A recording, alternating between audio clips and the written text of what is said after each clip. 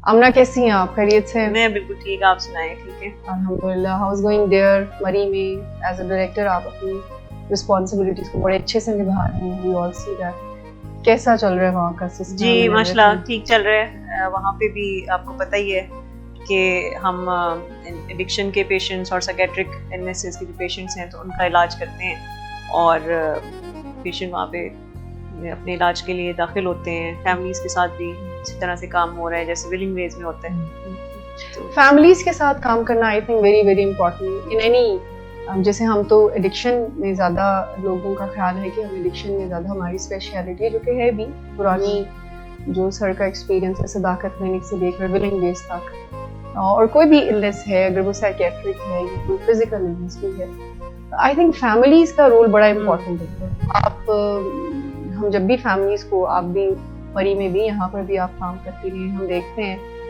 कि एक पॉइंट पर हमें अंडरस्टैंडिंग होना शुरू हो जाती है as a mental health professional कि पेशेंट की बेहतरी डिपेंड करती है फैमिली की ट्रेनिंग के ऊपर। अगर एक फैमिली समझ जाती है कि उनके रवैये, उनकी जो पेशेंट के साथ डीलिंग है वो सही हो जाए तो पेशेंट सेफ जोन में आ जाता है। पैरेलल चलता है दोनों की रिकवरी।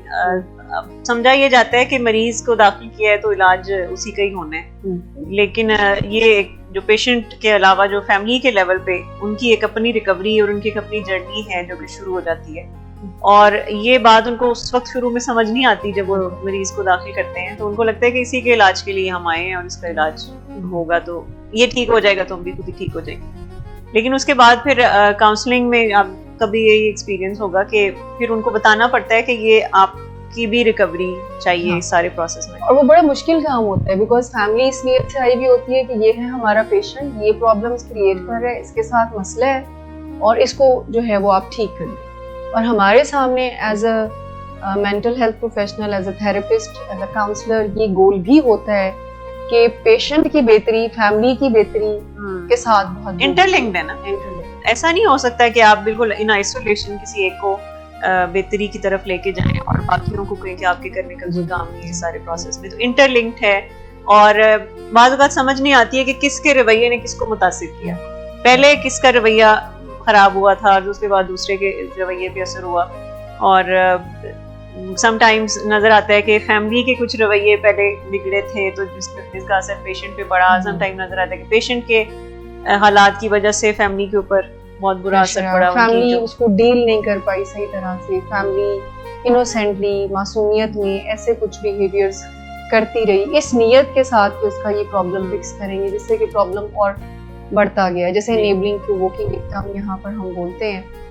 और फैमिली अगर मसला पहले आ जाता है, किसी ने सोचा ये नहीं होता कि उनके घर में एडिक्शन के मामला आएंगे या बिहेवियरल प्रॉब्लम्स या कोई भी क्रॉनिक इलनेस आप ले लें, चाहे वो डायबिटीज है, हार्ट डिजीज है, तो उसमें फैमिली का इनोसेंटली डील करना बीमारी को एक्चुअली में बढ़ा रहा है। और ये पहले दिन हम फैमिली को नहीं कह सकते बिल्कुल बिल्कुल कि जी आपके ये जो सख्त रवैये हैं या ये जो आप तंज ताने करते हैं या जो आप ये बेजा नवाजिशें उनको कर रहे हैं, उनके प्रॉब्लम के ऊपर पर्दे डाल रहे हैं, तो इससे बीमारी बढ़ रही है। सो फैमिली के साथ एक रिपोर्ट हमारा बने, फिर हम इस काबिल होते हैं कि फैमिली को कहें कि असल काम तो आपके ऊपर है। और एक वो जो एक उनको रोग सा लग जाता है, मैं चाहूंगी कि आज आप और मैं इस बारे में इन अ वेरी सिंपल वे बात करें कि ये जो कोडिपेंडेंस है या जिसको हम रोगी होना कहते हैं या जिसको एडिक्शन,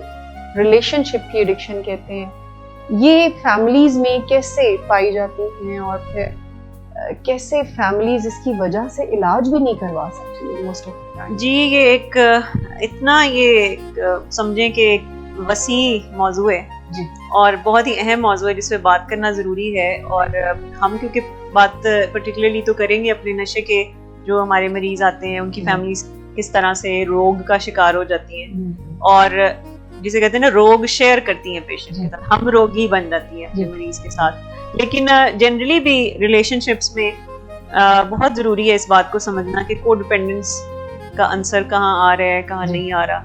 और कोडिपेंडेंस नाम से ही जैसे समझ आ रही है कि आप किसी का रोग शेयर करना शुरू हो गए हैं, किसी ऐसे शख्स के ऊपर आप रोगी हो गए हैं जो कि खुद रोग से किसी गुजर रहे हैं, exactly. यानी किसी रोगी के लिए आप रोगी हो गए हैं। और इसको रिलेशनशिप एडिक्शन भी कहा जाता है, यानी एक रिश्ते की एडिक्शन हो जाती है। और बहुत सारी किताबों में इसको मोहब्बत और नफरत का मिला जुला जज्बा भी कहा जाता है, कि जिसमें आप किसी के बगैर रह भी नहीं सकते और आप उसके साथ भी नहीं रह रहे, यानी उसके साथ रहते हैं तो तकलीफ हो रही है, उससे दूर जाते हैं तो आपको तकलीफ होती है।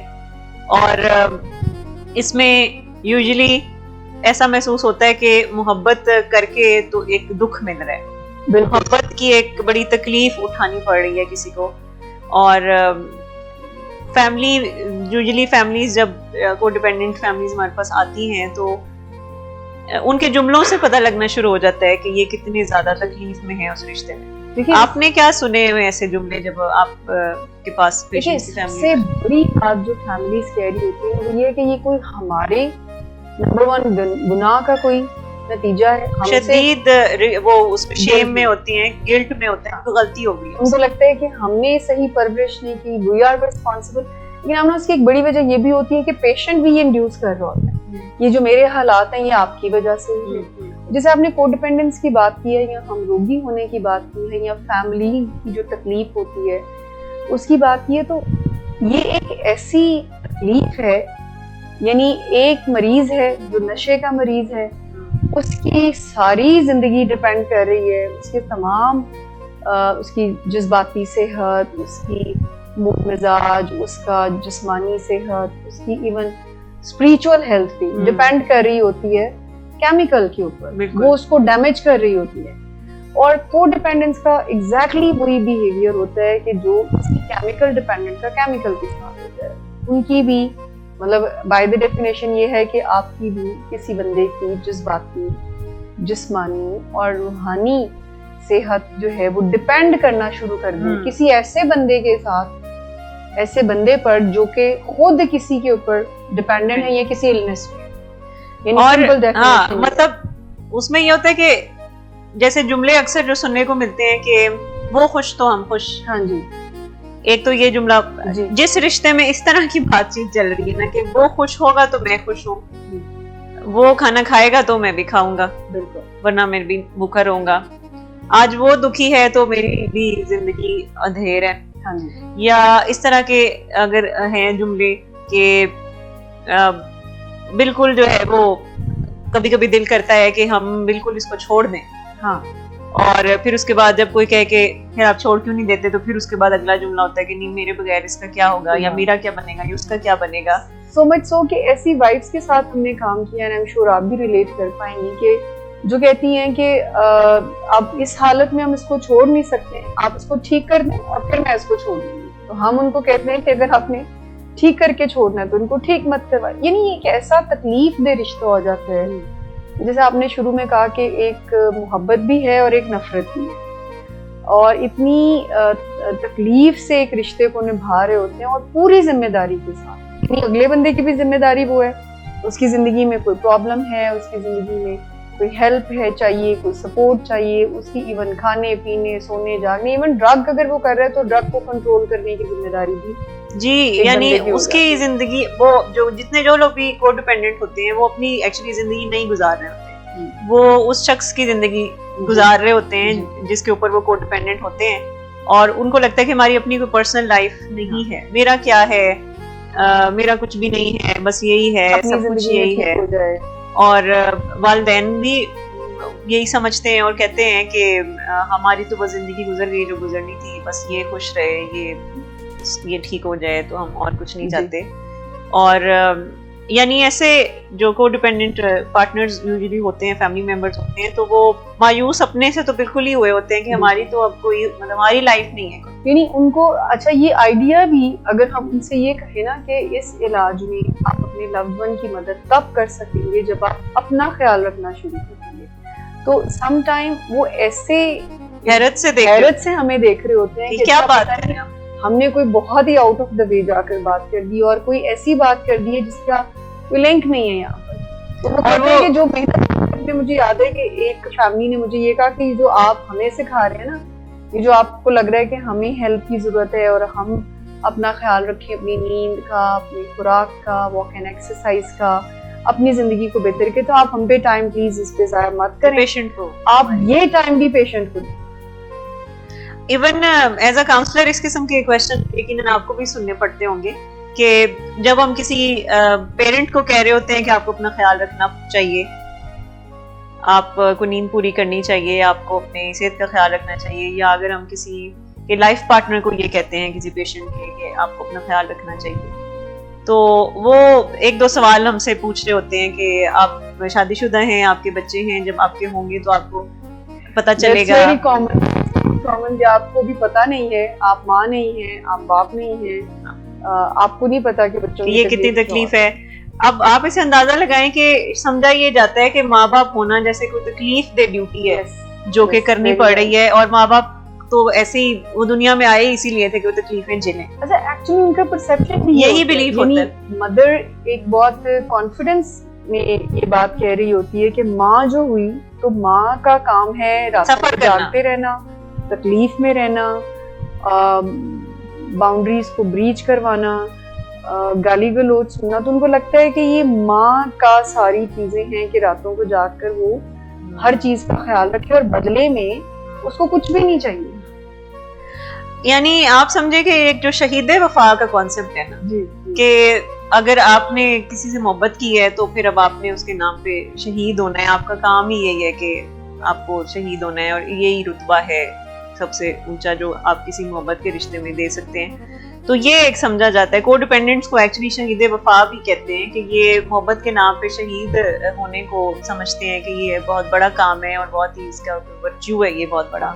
लेकिन उसमें हमारा कल्चर भी इस चीज को तो बहुत वैल्यू करता है ना। आप देखें कि वाइफ्स का, अभी जैसे हमने पेरेंट्स की बात की है, तो जब तक माँ की नींद उड़ती नहीं है, जब तक वो अपना ख्याल नहीं छोड़ती, अपना ख्याल रखना नहीं छोड़ती, और वाइफ को भी, पार्टनर को भी यही सिखाती, तो हमारे यहाँ हमारे कल्चर भी इसको बहुत ज्यादा ये रीइंफोर्स करता है कि अगर आप किसी की मोहब्बत में अपना आप नफी कर दें, जात की नफी कर दें, अपनी जात की नफी कर दें, अपनी जात को कंसिडर ही मत करें, अगला बंदा दिन कहे तो आप दिन कहें, अगला बंदा रात कहे, और फिर उसके नतीजे में फिर भी गिले शिकवे हो, बट आप एक लफ्ज मुंह से मत बोलें। सो हमारा कल्चर, हमारी सोसाइटी, हमारी अनफॉर्चुनेटली नॉर्म्स भी इस चीज को इसकी हौसला अफजाई करते हैं मजीद। और अगर फर्ज करें कि किसी का बच्चा रिहैब सेंटर में है और वो घर में अच्छा खाना भी बना के खा रहे हो ना,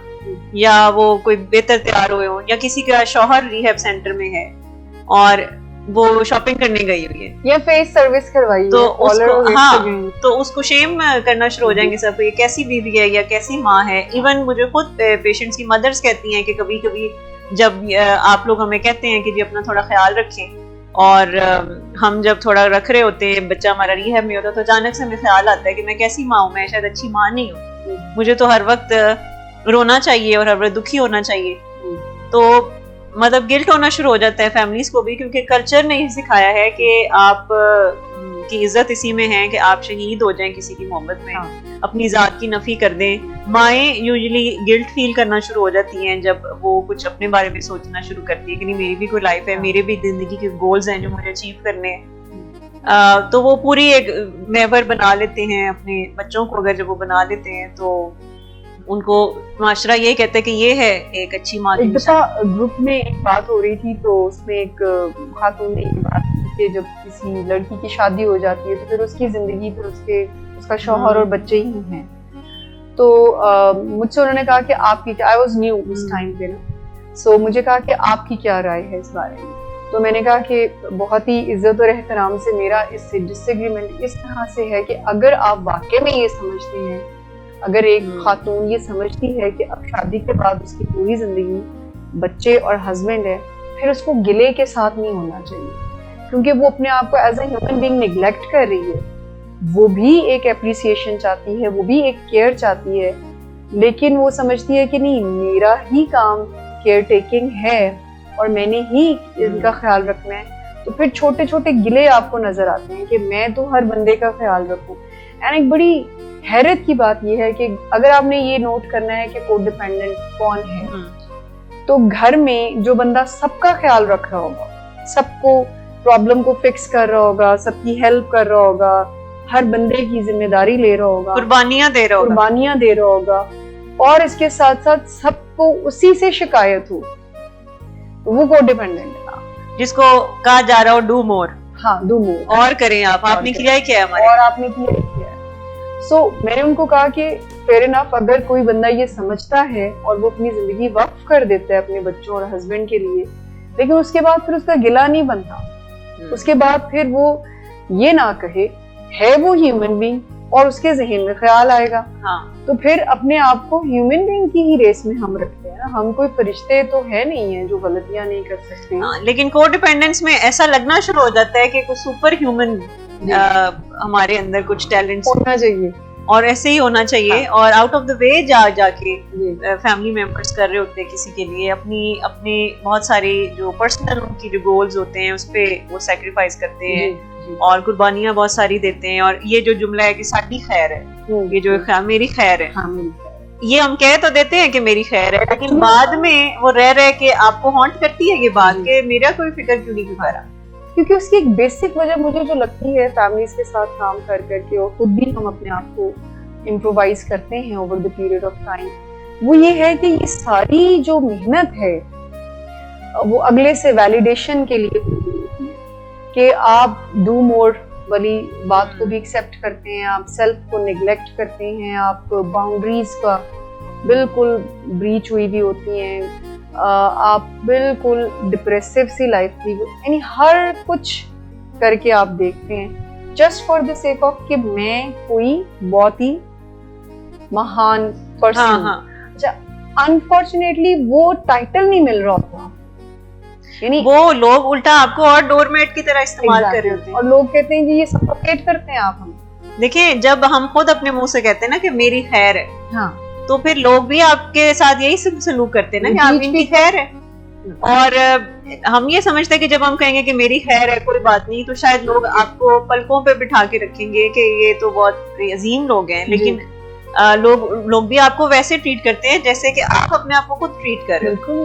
अगर आप अपनी रिस्पेक्ट नहीं कर रहे, आपको लगता है कि मेरी खैर है, मेरी उतनी वर्थ नहीं है, सामने वाले की मेरे से ज्यादा वर्थ है, सामने वाला जो भी मेरे साथ उसका रिश्ता है तो उसकी ज्यादा वर्थ है, तो वो लर्न कर रहे होते हैं कि आप अपने आप को कैसे ट्रीट करते हैं जी। तो उसी तरह से आपको ट्रीट करते हैं। ये मैंने बहुत देखा है, जैसे माएँ अक्सर ये बच्चों के सामने छोटी उम्र से ही कहना शुरू हो जाती है कि मेरी खैर है, सबसे अच्छे वाले कपड़े बच्चों को दे दो, अच्छे वाला खाने का हिस्सा बच्चों को दे दो, मेरी खैर है। और वही बच्चे जो है वो जब बड़े होते हैं तो वो अम्मी कह रहे होते हैं आपकी खैर है, आपकी खैर है, फिर वो बर्दाश्त नहीं होता, वो फिर दुख होता है कि हमने इनके लिए इतना किया तो आगे से हमें रिटर्न में क्यों नहीं मिला। जबकि वो सीख रहे होते हैं शुरू से ही कि ये क्योंकि रिटर्न में ये चाहते नहीं है कुछ, क्योंकि मुंह से आप कह रहे होते हैं मेरी खैर है, और आप ये चाह रहे होते हैं कि अगला बंदा ये सुनकर आपकी केयर करे, बट वो आप कुछ और सिखा देते हैं कि ठीक है मेरी खैर है और आप भी फिर मेरी इतनी ज्यादा परवाह ना करें। इफ आई एम नॉट, वही जब भी आपने बात की कि हम लोगों को सिखाते हैं कि we teach people how to treat us, so वो एक वैलिडेशन, एक एंटाइटलमेंट लेने के लिए आप अपनी पूरी जात को निगलेक्ट करते हैं, बट एज अ रिजल्ट कोई आपको वैल्यू कर नहीं रहा होता। एज अ रिजल्ट आप और तकलीफ, यानी उस रिश्ते में सफोकेशन सी आपको फील होना शुरू हो जाती है। अगला बंदा आपकी प्रेजेंस से कह रहा होता है कि अच्छा आप ना ही हो। मनशियात से जान छुड़ाना इतना मुश्किल क्यों है? नशे का मरीज हर रोज नशा छोड़ने की बात करता है और फिर चाहता है कि खुद ही ऐसा कर गुजरे।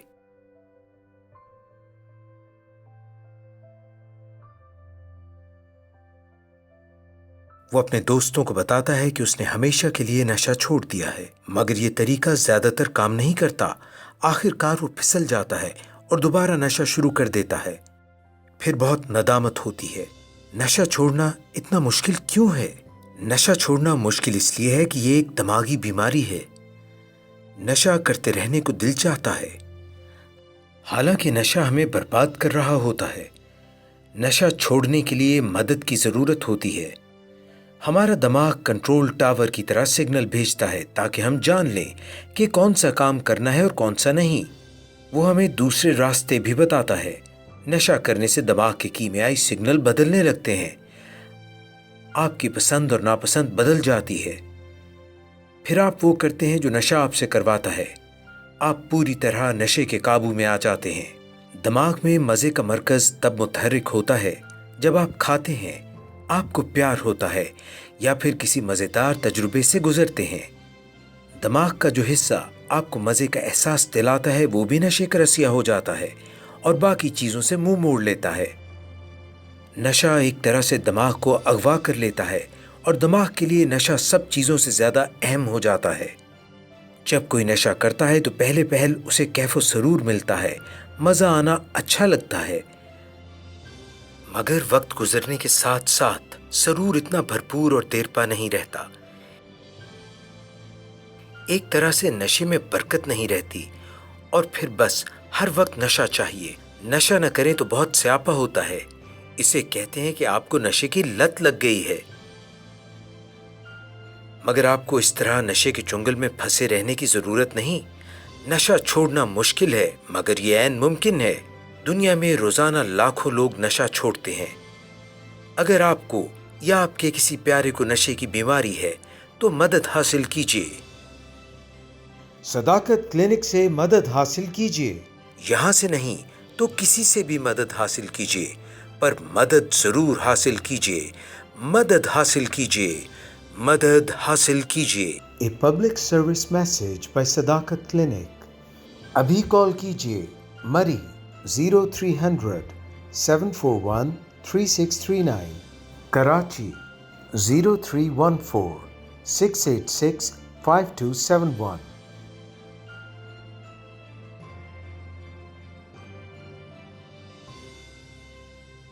अभी आपने बाउंड्री की जैसे बात की ना, तो बाउंड्रीज का तो मतलब जैसे कहते हैं धज्जियां उड़ाई जाती हैं कोडिपेंडेंस में बहुत ज्यादा। जब कोई कोडिपेंडेंट रिलेशनशिप होता है तो उसमें यानी बाउंड्रीज से मुराद है कि सामने वाला आपकी बाउंड्री की कोई रिस्पेक्ट नहीं करता और आपको भी लगता है कि मेरी कोई बाउंड्रीज नहीं है।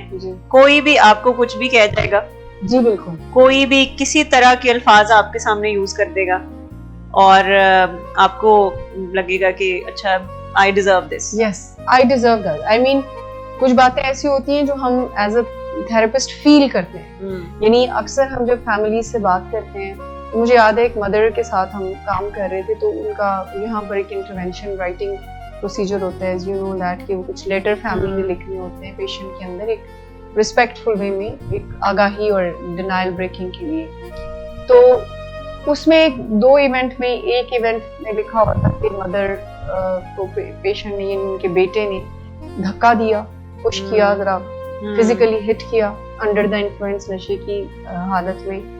और एक जगह पे था कि उन्होंने उनको अब्यूज किया, वर्बल कोई गाली दी। तो चूंकि हमने उसमें ये उसका फॉर्मेट है कि वो लिख कर बिल्कुल नॉन जजमेंटल वे में आप बिल्कुल फैक्ट्स के मुताबिक कोई इन्फॉर्मेशन लिखते हैं और फिर फीलिंग्स लिखते हैं। तो मैंने उनसे कहा, अच्छा वो कुछ बता ही नहीं पा रही थी कि मेरी फीलिंग्स क्या हैं। तो मैंने कहा आप चलें, आई कैन हेल्प यू। इन दोनों में से ज्यादा तकलीफ पे बात किया। तो आई वाज थिंकिंग के गाली जरा ज्यादा बड़ी शायद बात होगी उनके लिए। तो उन्होंने कहा एक्चुअली में अब मुझे कोई भी चीज इतना बॉदर नहीं करती है। हाँ, मैं उस वक्त मुझे बड़ी हैरानगी हुई थी, मुझे दुख भी फील हुआ था जब इसने मुझ पे हाथ उठाया था। तो मैंने कहा आपको गाली का कोई ऐसी तकलीफ नहीं पहुंच के? वो तो बच्चे अब गालियां देते हैं। It's common. It's not common. Normalise कर लिया जाता है इस तरह की चीजों को, यानी अब्यूज को कोडिपेंडेंस में नॉर्मलाइज कर दिया जाता है कि ऐसा ही होता है। और मैंने जैसे कहा कि मोहब्बत और नफरत का मिला जुला जज्बा ये सबसे लीथल कॉम्बिनेशन है। लव एंड हेट का एक कॉम्बिनेशन, बड़ा लीथल कॉम्बिनेशन है। और ये कॉम्बिनेशन इतना प्लेजेंट नहीं होता कि यानी ये तकलीफ दे बात है कि आप किसी से मोहब्बत करते हैं और उस मोहब्बत की इतनी बड़ी आप प्राइस, एक बड़ी कीमत आपको अदा करनी पड़ी है कि आप दुख में हैं। मतलब मैं अक्सर फैमिलीज को ये बात कहती हूँ कि आपको जिससे मोहब्बत है तो उसूलन तो मोहब्बत में इंसान एंजॉय करता है, ग्रो करता है मिलके, और सामने वाला भी ग्रो करता है और आप जिंदगी में बहुत खुश रहते हैं मोहब्बत के जितने भी रिश्ते होते हैं जी। लेकिन अगर उस मोहब्बत के रिश्ते में आपको तकलीफ मिल रही है तो इसका मतलब है कि वो रिश्ता बीमार हो चुके हैं। और उसको ठीक करने की जरूरत है। उस बीमार रिश्ते में ये जो अब्यूज का आंसर है ये बहुत कॉमन होता है। आपके साथ आपको इमोशनली अब्यूज किया जाता है, आपकी जज्बात को ठेस पहुंचाई जाती है इस रिश्ते में, और जो को डिपेंडेंट फैमिली मेंबर्स होते हैं वो इसको बर्दाश्त करते हैं, यूज्ड टू हो जाते हैं। और आपको बाज़ फिजिकल अब्यूज जैसे आपने कहा कि ये होता है। मुझे एक मदर शेयर करी थी, उनके टीनेज बच्चे थे, तो वो बता रही थी कि मेरे बच्चे मजाक में इधर से मार दिया, उधर से थप्पड़ मार दिया, मजाक में ये करते हैं। तो वो कह रही थी कि ये एक हमारा एक ऐसे रिचुअल है। और इसी तरह से मुझे सुनने को मिलता है कि रात को हम 2 बजे सो रहे थे, बच्चे आ गए दरवाजा नौके, उठे पैसे दे, ये मंगवाना है वो मंगवाना है, मुझे जो है वो ये करते हैं, और कोई ख्याल नहीं कि कोई सो रहा है या उसके कोई बाउंड्रीज हैं, उसकी चीजें बगैर पूछे उठा ली। को डिपेंडेंट्स की अक्सर होते थे, बगैर पूछे ही उसकी चीजें उठा रहे हैं। फ्रिज में कोई चीज पड़ी तो खा ली, उसे पूछा भी नहीं। कोई यानी कोई बाउंड्री नहीं है कि कोई इजाजत लेनी होती है, कुछ पूछना होता है, या आपको परमिशन उससे लेनी है, या कोई रिस्पेक्ट करनी है उसकी फिजिकल इमोशनल बाउंड्रीज की। जो उसमें सबसे बड़ी जो चैलेंज है ना वो ये है कि ये जितनी बातें हम कर रहे हैं कि बाउंड्रीज बिल्कुल खत्म हुई भी होती हैं, जैसे आपने लफ्ज बहुत अच्छा बोला, धज्जियां बिल्कुल उसकी उड़ी भी होती हैं, कोई ख्याल नहीं रखा जा रहा होता उस बंदे का, क्योंकि वो खुद अपना ख्याल नहीं रख रहा होता। और मोहब्बत जिसको वो कह रहे होते हैं वो मोहब्बत होती नहीं है एक्चुअली। जैसे सिक लव का नाम बीमार मोहब्बत है, वो बीमार मोहब्बत है, वो खौफ है एक्चुअली, मोहब्बत का ऑपोजिट है। उसको इतना यूज्ड टू हो जाते हैं कि जब हम फैमिली से ये कॉन्सेप्ट डिस्कस करते हैं ना कि एक रोग है जिसमें आप मुब्तला हो गए हैं और इससे बाहर निकलना है आपने, तभी आप उसकी मदद करें, क्योंकि ये नीड है फैमिली की। अगर ये कहा जाए ना कि ये बातें हम फैमिली को बताते हैं just to create the awareness and all that, नहीं, उनको इससे निकलना सीखना एक्चुअली ये इलाज का हिस्सा है। आप समझें कि ये एक तिब्बी जरूरत है उनकी, कि उनको इससे निकलना होता है। हीलिंग बहुत जरूरी है, क्योंकि वो बीमार, ये रोगी होना जो है ये एक्चुअली बीमारी बन जाती है, एडिक्शन, रिलेशनशिप एडिक्शन। और फैमिलीज को ये इंसाइट देना कि ये जो जैसे वेरी कॉमन आप देखते होंगे कि बच्चे अपने पेरेंट्स को पापा यार, मामा यार ये बोल रहे होते हैं, तो एक्चुअली में वो बाउंड्रीज को ही ब्रीच किया हुआ होता है। एक और, जैसे आपकी बात से मुझे याद है कि जैसे एक बड़ा मैंने देखा है कि ये भी जुमला बहुत कॉमन है कि ये मेरे अब्बू नहीं है, मेरे दोस्त हैं, हाँ, ये मेरी अम्मी नहीं है, हमारा माँ बेटे वाला रिश्ता नहीं है, ये हमारे तो फ्रेंड्स वाला रिश्ता है। इवन मियाँ बीवी एक दूसरे को कह रहे होते हैं कि हम मियाँ बीवी नहीं है, हम तो गर्लफ्रेंड बॉयफ्रेंड की तरह रह रहे हैं। यानी जो रिश्ता असल में है आप उसमें नहीं है खुश, आपको उसको कोई और नाम देना है। और यहाँ पे ये भी पोर बाउंड्रीज की अलामत होती है। यानी अब्बू नहीं है, मेरे दोस्त हैं, तो ये जो एक बाउंड्री कोई नहीं, यानी दोस्त तो उसको बहुत मिल जाएंगे, पर जो अब्बू का रिश्ता है, जो अम्मी का रिश्ता है, उसकी जो एक रिस्पेक्ट है वो तो वही उस रिश्ते से ही मिल सकती है। तो ये भी बोर बाउंड्रीज की निशानी है कि जो रिश्ता है किसी के साथ उसको बुला के तो आप उसको कोई और ही रिश्ता बनाना चाह रहे हैं, ज्यादा फ्रैंकनेस का, जिसमें कोई बाउंड्रीज नहीं है और कोई ख्याल नहीं, कोई लिहाज नहीं है, और को डिपेंडेंस में इस चीज की बिल्कुल अवेयरनेस तक नहीं होती है कि हमारे साथ क्या हो रहा है। अच्छा, उसमें वालिदैन की ये जो दोस्त बनने की ख्वाहिश है वो इस वजह से भी होती है कि वो चले हम दोस्त बनेंगे तो फिर ये सब चीजें हमसे शेयर करेंगे, हालांकि ऐसा होता नहीं। वो ऑलरेडी चुनी हुई बातें गिन चुन के खुद ही पिक एंड चूज करके बच्चे बता रहे होते हैं कि अम्मी वो कितना सह सकते हैं। और दूसरी बात ये है कि अगर वो आपसे वाकई में कोई ऐसी बात करते हैं जो एज अ पेरेंट आप उनकी इस्लाह कर सकते हैं, यानी मिसाल के तौर पर अपने बॉयफ्रेंड या गर्लफ्रेंड के बारे में आपसे बात करते हैं दोस्त बन के, तो पेरेंट तो उनको पेरेंट वाली एडवाइस नहीं दे सकते, नहीं, क्योंकि दोस्त जो बन गए तो फिर इस ख्वाब से कि अच्छा हम बात करेंगे तो ये फिर हमसे बातें छुपाएगा एंड ऑल दैट। ड्रग्स की बातें कई सालों तक, ये फ्रेंडशिप जब हो जाती है माँ बाप की और बच्चों के दरमियान, जब फ्रेंडशिप हो जाती है तो बच्चे ड्रग्स की बातें बता रहे होते हैं और फिर पेरेंट्स की इतनी हिम्मत नहीं हो पाती कि इसको हम रोक सकें, क्योंकि उनको होता है कि रोकेंगे तो फिर ये वो जो हमारा फ्रेंडशिप है, दोस्ती वाला रिश्ता खत्म हो जाएगा, फिर ये छुपाएगा, तो एटलीस्ट हमें बता तो रहा है ना, तो चलो हम सुनते रहे। इस तरह से वो पार्टनर बन जाते हैं उनके, उल्टा उसमें हिस्सेदार बन जाते हैं, उसकी बीमारी में, नशे के जो सिलसिले होते हैं उसमें हिस्सेदार बन जाते हैं, और ना चाहते हुए भी हाँ में हाँ मिलानी पड़ती है उनको, क्योंकि फिर दोस्ती हो गई है।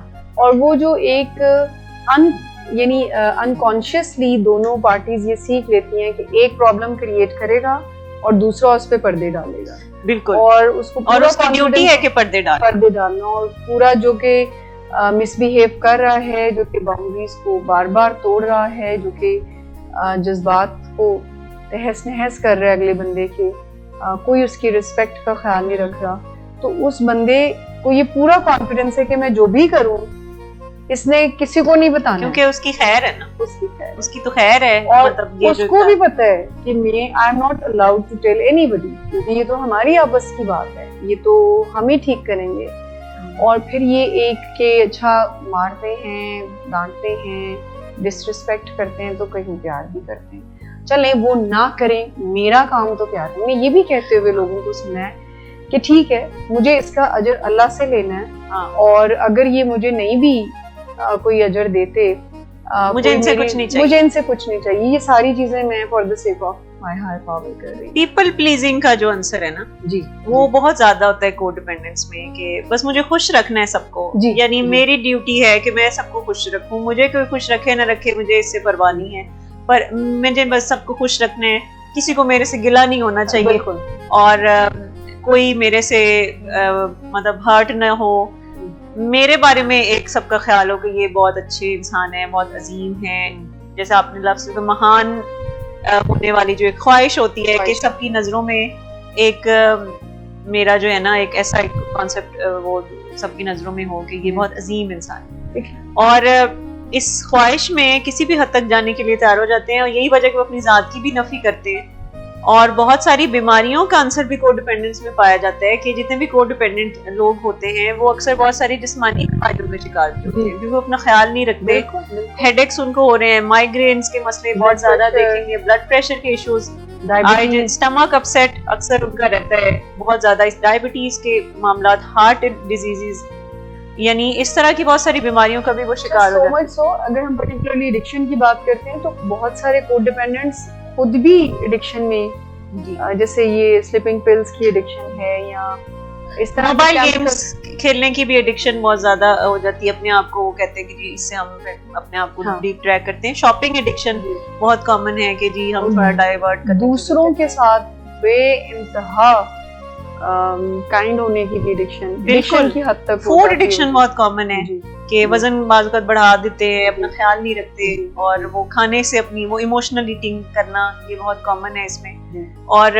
ये जो ये केयर टेकिंग वाला जो आपने भी अभी बात की है कि एक चीज होती है केयर गिविंग और एक होती है केयर टेकिंग, इन दो चीजों में बड़ा ही हल्का सा फर्क है, और समझ नहीं आती कि कब कोई केयर गिविंग से केयर टेकिंग में चला जाता है। मैं अक्सर मिसाल देके समझाती हूँ कि केयर गिविंग का मतलब होता है कि फर्ज करें कि आपका कोई फैमिली मेंबर बीमार है, तो आप उसको डॉक्टर के पास लेके जाते हैं, तीमारदारी करते हैं, खाना वगैरह जो डॉक्टर ने परहेज का होता है वो करते हैं, दवाई यानी उसको हेल्प करते हैं हील होने में, तो ये केयर गिविंग है।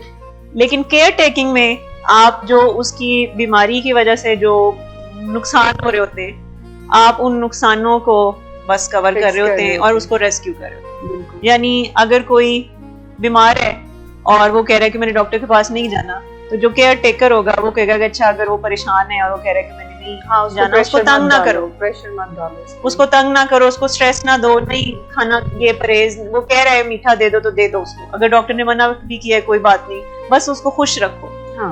तो केयर टेकिंग में आप कहते हैं कि बस वो खुश रहे, ठीक हो या ना हो, ये उस वक्त फर्स्ट प्रायोरिटी नहीं होता। लेकिन केयर गिविंग में आपका गोल होता है कि वो सेहतमंद हो, वो ठीक हो जाए।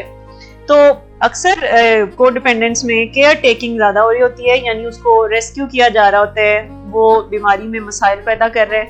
नशे की बीमारी में अगर कोई शख्स है तो वो उधार ले रहा है और उधार लेने वाले घर पहुंच गए हैं, तो केयर टेकर फौरन उसकी जो है मदद के लिए पहुंचेगा। तो वो यूजुअली जो इमीडिएट जो तकलीफ हो रही होती है वो बस उसको फौरन उससे निकाल रहा होता है। तो ये केयर टेकर बन जाना यानी का मतलब ये है कि किसी की जिंदगी का ठेका उठा लेना कि मेरा काम है कि मैं उसको खुश रखूं। यानी इसमें आप कोडिपेंडेंस में आप किसी को खुद तो बीमार आप रहते हैं, सामने वाला भी और बीमार होता जाता है, यानी इसमें आप भी ठीक नहीं हो रहे, वो भी ठीक नहीं हो रहे, यानी ये बहुत ही लूज सी एक लूज होती है।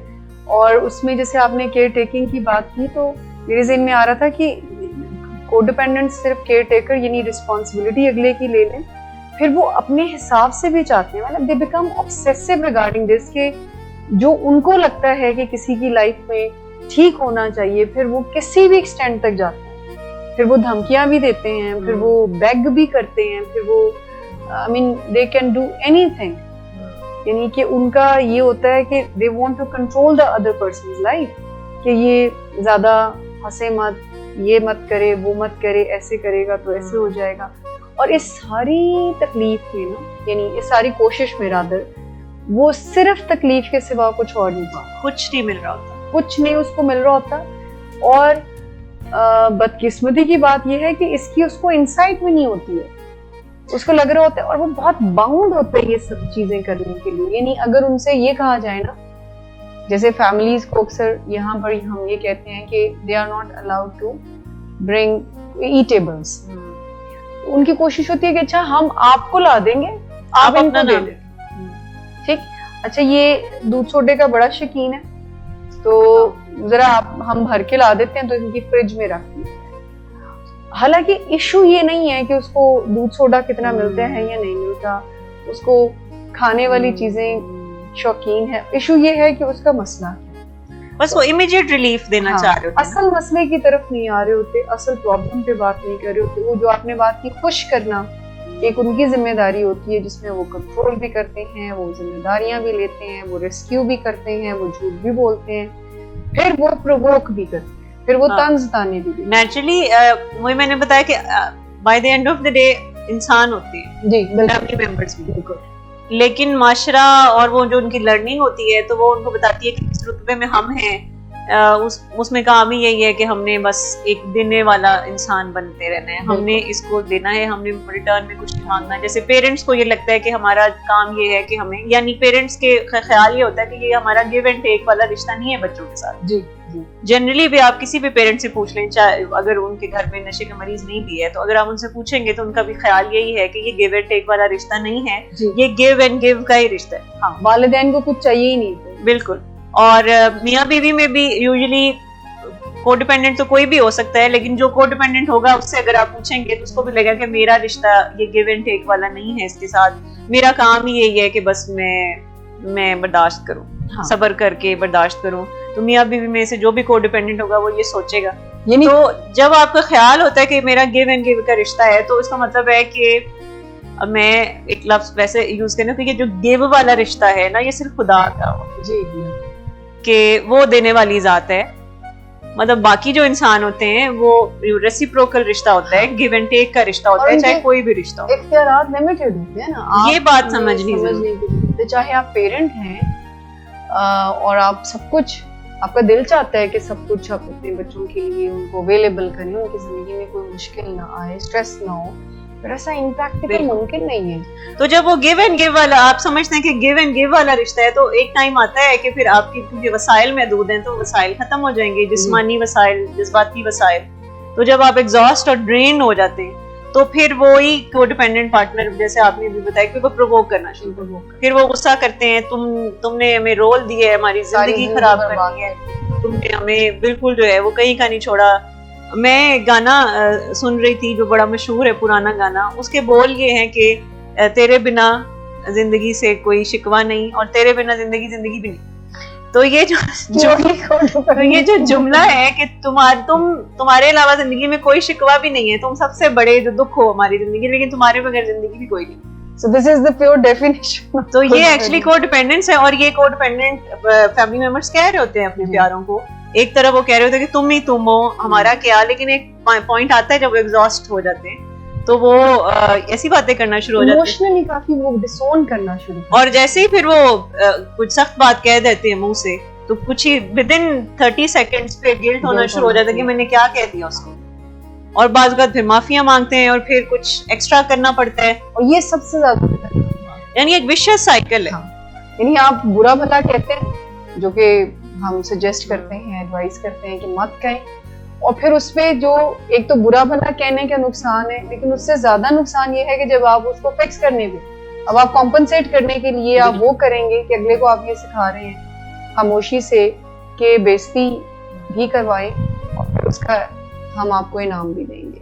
और ये सामने वाले को सूट करता है वेरी वेरी कि किसी को इतना जिच करे, इस पॉइंट पे ले जाए और उसके बाद फिर वो मुंह से कोई सख्त बात करे और फिर उसके बाद नवाज़िशें भी करे, और फिर नवाज़िशें करते करते थक जाए तो फिर वो कोई सख्त बात करे। तो ये सामने वाले को सूट करता है और ये विशियस साइकिल रिपीट होता रहता है जी।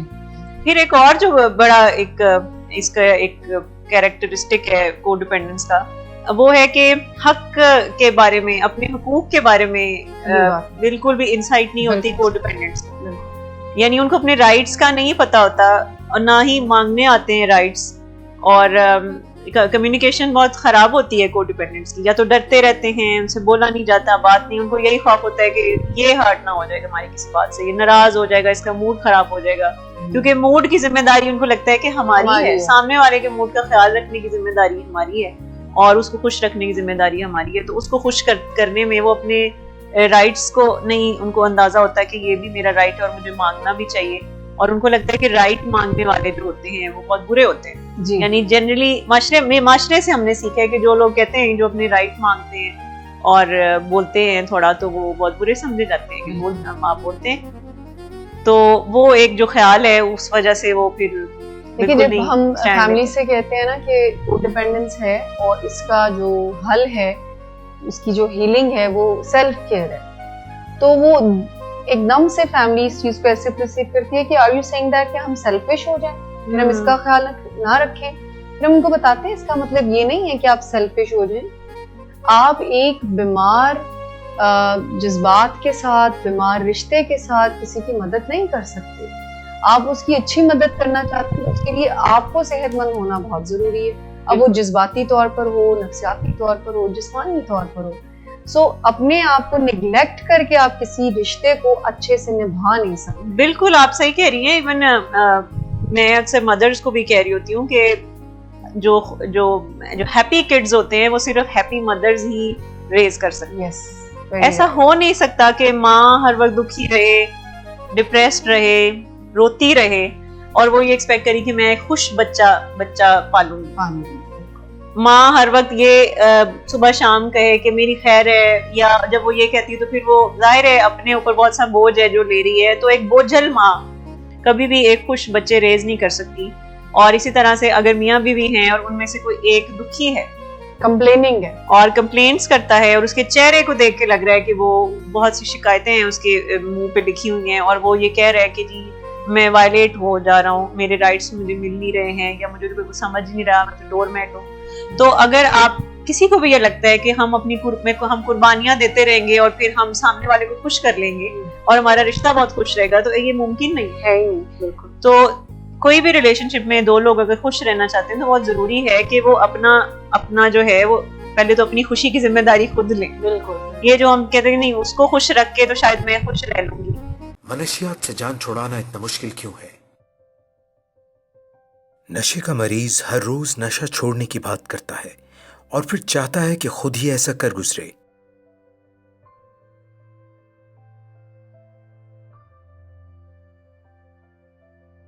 वो अपने दोस्तों को बताता है कि उसने हमेशा के लिए नशा छोड़ दिया है, मगर ये तरीका ज्यादातर काम नहीं करता।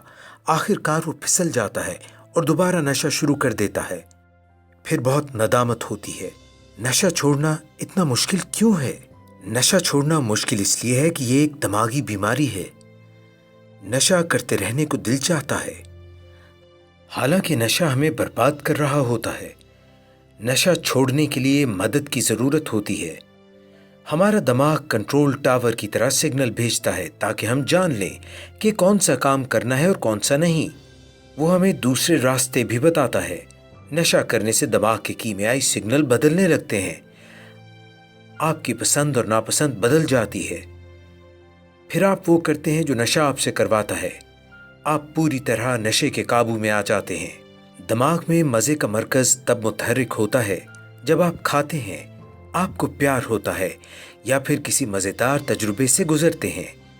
दिमाग का जो हिस्सा आपको मजे का एहसास दिलाता है वो भी नशे का रसिया हो जाता है और बाकी चीजों से मुंह मोड़ लेता है।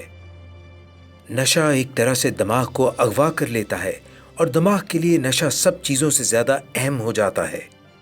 जब कोई नशा करता है तो पहले उसे कैफो सरूर मिलता है, मजा आना अच्छा लगता है, मगर वक्त गुजरने के साथ साथ सरूर इतना भरपूर और देरपा नहीं रहता। एक तरह से नशे में बरकत नहीं रहती और फिर बस हर वक्त नशा चाहिए। नशा न करें तो बहुत स्यापा होता है। इसे कहते हैं कि आपको नशे की लत लग गई है। मगर आपको इस तरह नशे के चुंगल में फंसे रहने की जरूरत नहीं। नशा छोड़ना मुश्किल है, मगर ये ऐन मुमकिन है।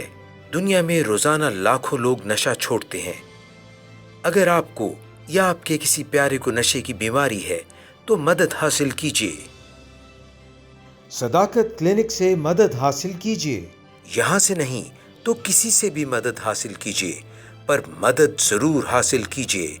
मदद हासिल कीजिए, मदद हासिल कीजिए। A public service message bye Sadaqat clinic.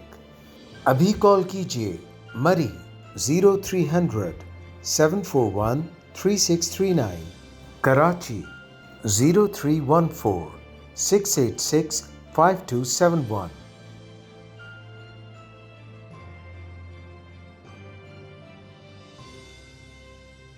बहुत इम्पोर्टेंट पॉइंट आपने रेज किया कि अपनी खुशी की जिम्मेदारी हमारी अपनी है। अब वो चाहे स्पाउसल रिलेशन में है, चाहे वो पेरेंट्स और बच्चों का है, चाहे वो फ्रेंड्स का है। ये एक काम अगर कोई किसी भी रिश्ते में सीख लेता है कि खुश मुझे रखना मेरा काम है, बिल्कुल, बट एक्चुअली में हमें लगता है कि हमें खुश करना जो है वो किसी और का काम, किसी और का काम है। पेरेंट्स करें, हस्बैंड को लगता है वाइफ करे, वाइफ को लगता है हस्बैंड करे, फ्रेंड्स को लगता है कि ऐसी बात हम करें कि अगला बंदा नाराज ना हो। मैं ये बात आपसे करना चाह रही थी कि जैसे ये टर्म जो है, ये जो कॉन्सेप्ट है, ये एक्चुअली में तो अल्कोहलिक्स और एडिक्ट्स की पार्टनर्स के साथ या उनके फैमिली मेंबर के लिए ही यूज किया जाता है कि वो एक ऐसी तकलीफ दे रिश्ते में होते हैं जहाँ कोई बाउंड्री नहीं होती, जहाँ कोई सेल्फ केयर नहीं होती, जहाँ बातचीत सही अंदाज से नहीं होती, धमकियाँ होती हैं, मिन्नत होती है, तरले होते हैं या बातचीत होती नहीं है। यहाँ सेल्फ स्टीम बहुत लो होती है, जहाँ कंट्रोलिंग बहुत ज़्यादा होती है और जिसमें आपको लग रहा होता है कि मैं शहीदे वफा और मेरी ज़रूरत हर बंदे को हो और मुझे वैलिडेशन मिले। तो ओरिजिनली तो ये कोई 1950s में मेरे ख्याल से ये एडिक्ट्स के वाइफ्स और उनकी फैमिली मेंबर्स आइडेंटिफाई किया गया एज अ टर्म यूज किया गया था। लेकिन अगर आप अभी आज देखें हर रिश्ते में, I mean it's not limited to the addiction and psychiatry problem, everywhere, even so called normal रिश्तों में भी हम कोडिपेंडेंट चाहते हैं लोग कि कोडिपेंडेंट हो।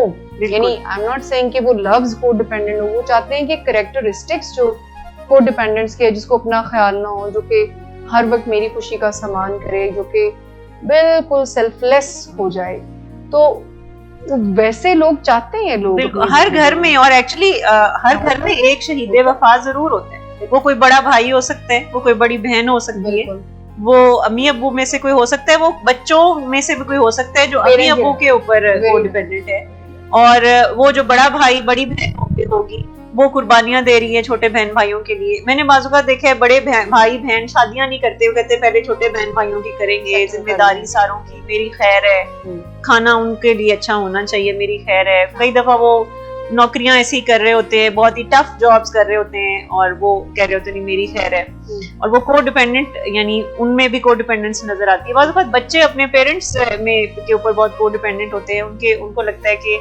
यूजुअली वो, जैसे अगर किसी के पेरेंट्स में से कोई बीमार है तो अम्मी बच्चे जो है वो बाज़ केयर टेकर का रोल अदा करना शुरू हो जाते हैं, और उसमें यानी एक तो होता है नॉर्मली आपको खिदमत करनी है माँ बाप की, लेकिन वो जैसे ये जो एक तकलीफ दे, यानी वो अपनी पूरी जिंदगी को एक तरफ रख के और सुबह शाम जाग के, और यानी जहाँ पे नहीं भी जरूरत वहां पे भी वो कहते हैं कि मेरा यहाँ मौजूद होना बहुत जरूरी है, और हर वक्त मुझे इस चीज के बारे में मुझे पास होना है। और ये जो ख्याल कि मुझे ज्यादा पता है इनका, ये भी कोडिपेंडेंट बहुत होता है कि मैं इनको ज्यादा जानता हूँ तो मुझे ज्यादा पता है। और जैसे कोई बड़ा बहन भाई कोडिपेंडेंट है तो वो तो अपने छोटे बहन भाइयों के हवाले से भी, यानी उनकी एक एक चीज, उनके फेलियर्स और उनकी जो विक्ट्रीज होती है, अकम्पलिशमेंट्स, हर चीज के ऊपर उनको वो कंट्रोल करना, हर चीज को देखना, और ये बड़ा एक आप समझे कि टायरिंग काम है ये बहुत। और जो इस सारे प्रोसेस में जो चीज खत्म होती भी नजर आ रही है ना, वो रिश्तों में सुकून, इत्मीनान, ग्रोथ खत्म हो रही है। जैसे भी आपने पेरेंट्स और बच्चों की एग्जांपल दी या बहन भाइयों की एग्जांपल दी, वेरी राइट, मैंने बहुत दफा ये देखा है। और जब हम यहाँ पर काम करते हैं, आई एम श्योर आप भी इससे रिलेट करेंगी, हमने भी बहुत, मैंने भी अपने अंदर बहुत ऐसी कोडिपेंडेंट कैरेक्टरिस्टिक्स को with the passage of time identify भी किया और उसको इम्प्रोवाइज करने की तरफ भी गए। ऑल्दो उसकी एक्सटेंट हम कह सकते हैं कि उस तरह से नहीं, लेकिन एक समझ आती है कि हम भी उससे आपकी मोहब्बत किसी अपने लव्ड वन के लिए है, भाई है या कोई बहन है या पेरेंट है, तो उसमें हम उसको सही करने पे तुल नहीं जाते। मतलब एक्सपीरियंस के तुल नहीं जाना है। आप अपने रिलेशन की डोमेन को, अपने रिलेशन की खूबसूरती को बरकरार रखते हुए, पहले नंबर पर आपका रिलेशन है, दूसरे नंबर पर कोई फिक्स है। सो अगर मैं या कोई भी अपने यंगर ब्रदर या सिस्टर की तरफ सिर्फ इस बात पर फोकस करता है कि वो बिल्कुल ठीक हिसाब से चले और उसके दोस्त ऐसे होने चाहिए, अच्छा उसको ये नहीं करना चाहिए, और सिर्फ ये ख्याल रखे, तो अगला बंदा आपसे कतराएगा। बिल्कुल। सो आई वाज हैविंग आल्सो ये सारे पैटर्न्स, और रिश्तों में कंट्रोलिंग और ये छोटे छोटे, ऑल्दो के उसका अगर उतना बड़ा नहीं भी, यानी एक तो क्लिनिकल शक्ल इख्तियार कर जाती है ना कोडिपेंडेंस, लेकिन तकलीफ तो थी। यानी रिश्तों में वो एक रिस्पेक्ट को, वो एक मोहब्बत को पहले नंबर पर रखना, फिर किसी चीज को फिक्स करने में जितना आप कर सकते हो उतना रोल प्ले करें। इस चीज को पहले नंबर पर मत रखें कि जी अगले की जिंदगी को बेहतरीन आप ही ने बनाना है। सो हम खुद भी बहुत ज्यादा, मुझे लगता है कि हम इस इम्प्रूवमेंट के ट्रैक पर अपने आप को फील करते हैं। तो इसमें अपनी बात करूं कि रिश्तों में सुकून, मोहब्बत, रिस्पेक्ट, ये पहले नंबर पर प्रायोरिटी। बिल्कुल। और वो जो ठेका लेना होता है, तुल जाना होता है, वो जी। और मैं ये समझती हूँ कि इससे आपका अपना नुकसान तो हो ही रहा होता है, सामने वाले का भी हो रहा होता है। जैसे कि अगर हम तुल जाएं कि इसकी जिंदगी में कोई, जैसे यूजुअली पेरेंट्स भी अपने बच्चों के लिए सोचते हैं कि इसकी लाइफ में कोई फेलियर नहीं आना चाहिए, तो हम सब ने अपनी जिंदगी में ऐसे ही ग्रो किया, कुछ गलतियां की, उससे सीखा। हर वक्त हम सारे ही कभी भी विन विन की सिचुएशन में नहीं रह गए, हर वक्त हम जीतते ही रहे थे। जी। तो सबकी अपनी एक जर्नी होती है, और हम जितनी भी कोशिश कर लें किसी को रेस्क्यू करने की, जो तकलीफ उसको जिंदगी में मिलनी है, जो एक आप समझे कि नेसेसरी तकलीफ भी जो उसको मिलनी है, तो वो आप कितनी हद तक उसको बचा सकेंगे। तो पहली बात है कि आप उसको भी ग्रो नहीं करने दे रहे जी। आप कह रहे हैं कि मैं बताऊंगा कि ऐसे बिल्कुल बिल्कुल इस ट्रैक पे रहना है, तो आप उसको ग्रो नहीं करने दे रहे। फिर दूसरा मैंने देखा है कि आप कहीं ना कहीं उसको अपने ऊपर भी डिपेंडेंट करें। बिल्कुल। यानी को डिपेंडेंस में आप खुद तो उस पर डिपेंडेंट होते हैं, पर उसको चाह रहे होते हैं कि वो हमारे पे डिपेंडेंट रहे, हम बताएंगे कि उसको क्या करना है क्या नहीं करना, और हम उसको खुश करेंगे तो वो हमारे पे डिपेंडेंट होके हमारा काम है उसको खुश करना, आउट ऑफ द वे जाना। तो आप उसको भी डिपेंडेंट बना रहे हैं, यानी आप उसको एम्पावर नहीं कर रहे, अपने ऊपर डिपेंडेंट कर रहे हैं, बजाय कि आप उसको एम्पावर करें कि वो अपनी खुशी का इंतजाम, अपने आप को खुश रखना, अपनी जिंदगी में वाइज डिसीजंस लेने के लिए उसको इस काबिल बनाए कि वो खुद ही लेता फिरे अपनी जिंदगी में। तो जैसे आपने अभी अपना एक्सपीरियंस शेयर किया, तो मैंने खुद भी ये एक्सपीरियंस किया कि जब मेरी अम्मी बहुत ज्यादा बीमार रहती थी, तो मैंने बिल्कुल ही, यानी मुझे था कि मेरा ही काम है कि मैं हर वक्त हर चीज में सारे फैसले मैं लूं, ट्रीटमेंट के हवाले से डॉक्टर के पास जाना, दवाइयों के। तो मैंने एक वक्त में महसूस किया कि वो भी मेरे पे डिपेंडेंट हो रही, यानी जब मैं काम पे जाती थी, पढ़ने जाती थी, तो वो भी एंशियस होना शुरू हो जाती थी कि अब ये जा रही हूँ तो पीछे मेरा क्या होगा। हालांकि मैं कोई डॉक्टर नहीं थी, लेकिन वो भी मेरे पे डिपेंडेंट हो गई कि मेरा क्या बनेगा, तो ये भी हर वक्त पास बैठे। तो और मेरे लिए भी बहुत मुश्किल होता था कहीं जाना, क्योंकि वो ज़हन में हर वक्त कोई ख्याल रहता था कि पीछे से कुछ हो ना जाए। तो आपको यानी इस चीज के बारे में भी समझने की जरूरत होती है कि ये जो रोगीपन होता है, ये रोगी रिश्ता होता है, इसमें दोनों का नुकसान। अच्छा, मैंने बहुत खूबसूरत चीज सीखी लोगों को सिखाते सिखाते, और जैसे हम स्टडी करते हैं कि अगर आप वाकई में किसी की मदद, जैसे मैंने अभी एग्जांपल दी कि I am more concern about my younger brother, वो एक टाइम में वाज डूइंग अपनी स्टडीज, तो मुझे लगता था कि अच्छा ये बड़े इसको बड़ा एक ऐसा पर्सन, इसको नींद खराब नहीं करनी चाहिए, आई वाज न्यू हियर, तो ये रातों को भी, उसका डिग्री ऐसा था, ही वाज डूइंग इंजीनियरिंग, तो उसको जरा ज्यादा आवर्स के लिए भी पढ़ना पड़ता, फिर आर्किटेक्ट में था तो उसको फिर स्टूडियोज में भी टाइम स्पेंड। अब मुझे लग रहा होता था कि अच्छा ये फैमिली को टाइम कम दे रहा है तो ये, सो मैं फियर से ऑपरेट करना शुरू कर दिया। तो मैं उसको हर वक्त जैसे नसीहतें नहीं करना शुरू कर दिया कि अच्छा फैमिली टाइम भी स्पेंड करते हैं। सो उस सारे प्रोसेस में मैंने देखा कि मैं उसकी फिक्र उससे भी ज्यादा कर रही हूँ, और इस सारे शाह से ज्यादा शाह का वफादार हो, और मैं वो जो एक एंजॉय में और वो एक रिलेशन को कर जिसको आप कर सकते थे वो नहीं किया। तो वो एक कोई मुझे याद पड़ता है कि वो 6 महीने का टाइम बड़ा ऐसा रहा कि जिसमें फिर मैंने वन फाइन डे यहीं की ट्रेनिंग थी, यहीं की लर्निंग थी, तो मैंने फिर ये सोचा कि मैं चाह उसकी मदद करना, मदद चाह रही हूँ लेकिन मदद नहीं हो नहीं रही, so how can I do that. फिर मुझे समझ आई कि पहले अपने रिश्ते को नरिश करें, और जिस हद तक आप किसी की मदद, तुम्हारा काम है सिर्फ उसको बता देना और फिर अपने रिलेशन को उसके साथ एंजॉय करना। लेकिन ये टफ काम होता है। अगर मैं फैमिलीज के शू में पाँव रख कर देखूँ, अपना एक्सपीरियंस शेयर करने का मकसद भी ये है कि वी कैन अंडरस्टैंड कि आप यूज्ड टू हो जाते हैं अगले बंदे का।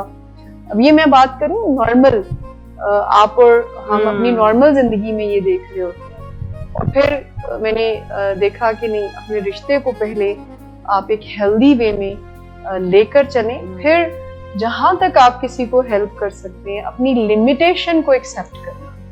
अब that's very tough for the families कि अपने लिमिटेशन को देख लेना कि अच्छा नहीं, मुझे अगर इसको इन्फ्लुएंस करना है तो कोई और तरीका होगा, सांस इसका दबाकर सफोकेट करके, लेक्चरिंग से तो सारा रिश्ता ही आपका, लेक्चरिंग से मैं इसकी मदद नहीं कर सकती। मुझे एक्चुअली में कोई फाइन वे निकालना होगा जिससे कि मैं इसको इन्फ्लुएंस कर सकूं। एंड अल्हम्दुलिल्लाह काफी अरसे से we are having very good relation, मुश्किल से मुश्किल बात ये आसानी से डिसएग्रीमेंट्स के साथ। सो मैंने देखा है कि ये जो कॉन्शियस और अनकॉन्शियसली हमने भी इम्प्रोवाइज करना सीखा। बिल्कुल।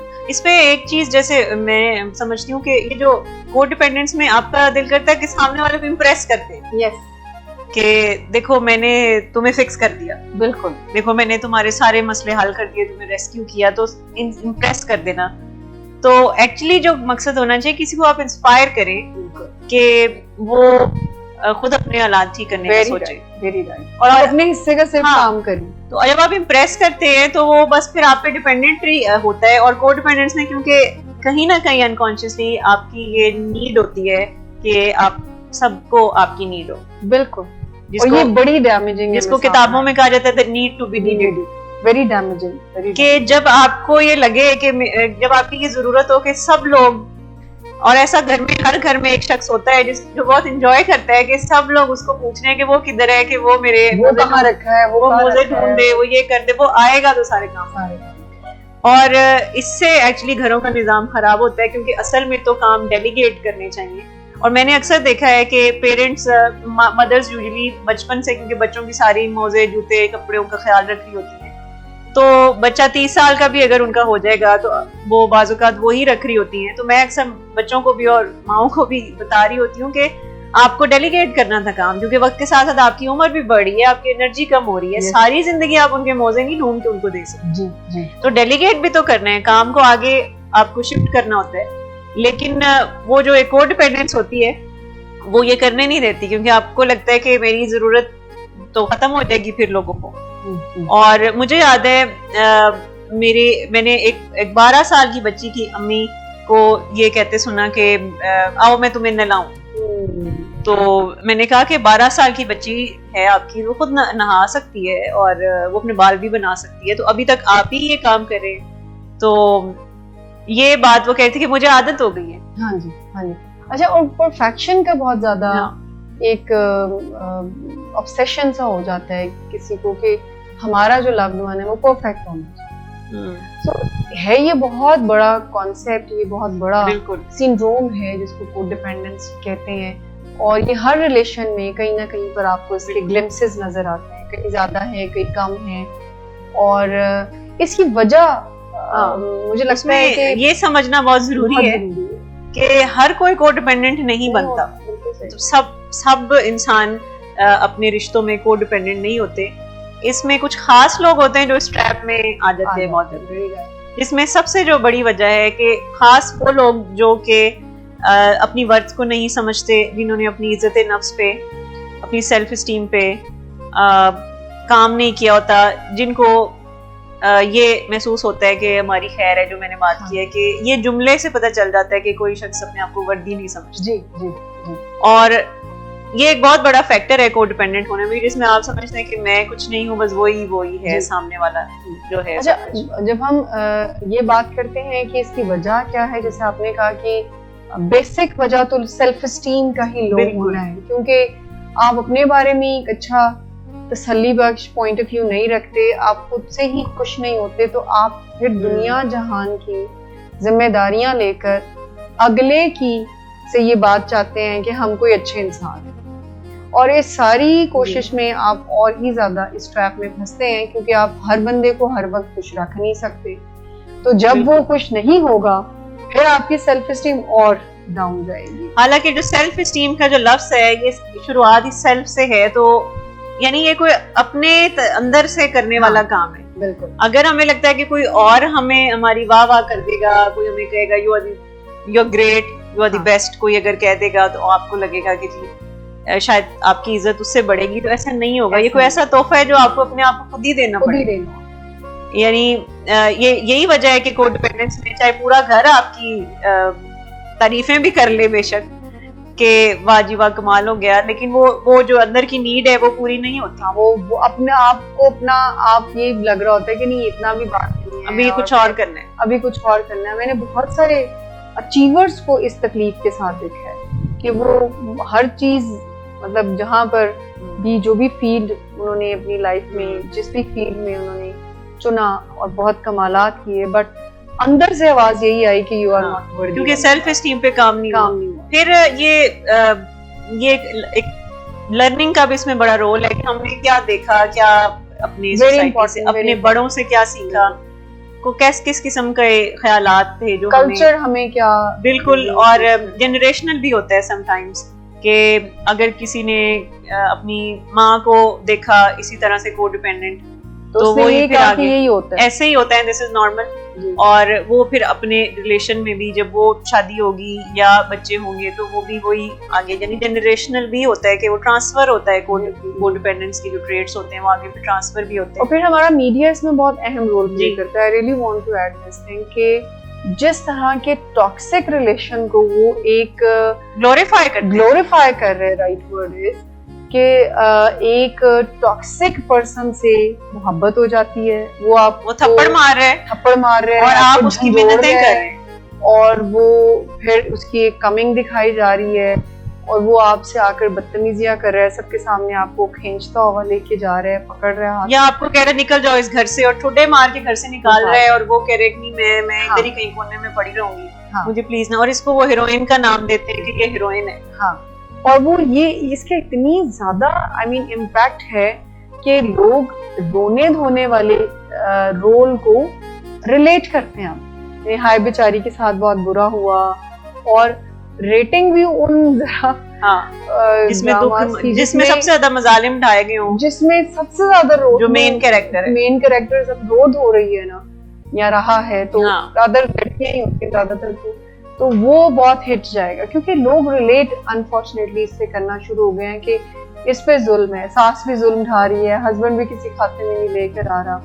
सो इसका मुझे लगता है एक रीजन ये भी है कि ये जो ग्लोरीफाई करके टॉक्सिक रिलेशन को, टॉक्सिसिटी को एक ग्लोरीफाई करके और एक हीरो का नाम दिया जा रहा है, एक हीरोइन का नाम दिया जा रहा है, सो लोग इससे भी बहुत ज्यादा ये एक्चुअली अनकॉन्शियस लर्निंग है। और हमारे ये जो मिरर न्यूरॉन्स हैं, नकल करने वाले जो दिमाग में केमिकल्स होते हैं, ये सारा कुछ जब हम बार बार ये देख रहे हैं, अगर कोई खवातीन है और वो टीवी पे खवातीन को रोते ही देख रही हैं, एक मेन कैरेक्टर है और वो घर में भी उसको मारा जा रहा है, भाई भी मार रहा है, सब गालियां दे रहे हैं, शादी हुई है तो सास नंदे वो भी ये कर रही है, हस्बैंड भी यही कर रहे हैं, और वो कह रही है कि नहीं कोई बात नहीं, हाँ कुछ नहीं होता, और ये बड़ी एक वक्त आएगा कि मुझे वो मिलेगा, कोई इसका कोई अजर मिलेगा, और वो पूरी हो जाती है इसी इंतजार में। और आमना रियल लाइफ में ऐसा नहीं होता, मैं आपको एक बात बताऊं, आई रियली वांट इस बात को भी ऐड करना हैप्पी एंडिंग के वेट में ना हम सारी हाँ। जिंदगी गुजर जाती है और लोग ये क्या फिर तो सफर करो सब ठीक हो जाएगा एक हाँ। वक्त के साथ। और हैप्पी एंडिंग रियल लाइफ में नहीं होती, बिकॉज आप अगले बंदे को यूज्ड टू बना रहे हो, वो एक फिक्शन है, वो एक ड्रामा है ये सब हंसी खुशी रहने लगे कि वो एट द एंड वो सबको एहसास भी वन फाइन डे हो गया। हालांकि साइंस से बरक्स कहती है कि आप जिस चीज के यूज्ड टू हो जाते हैं वो कंटिन्यू रहेगी। वो कंटिन्यू रहेगी, उसको आप अनलर्न करेंगे तो होगी।